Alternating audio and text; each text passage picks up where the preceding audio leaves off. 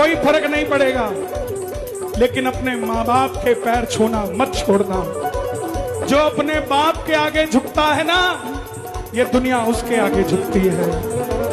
आपका अगर कोई दोस्त है तो वो आपके सच्चे माता पिता हैं, और अगर उन्होंने आपको कह दिया कि तू ठीक नहीं है तो नाराज मत होना।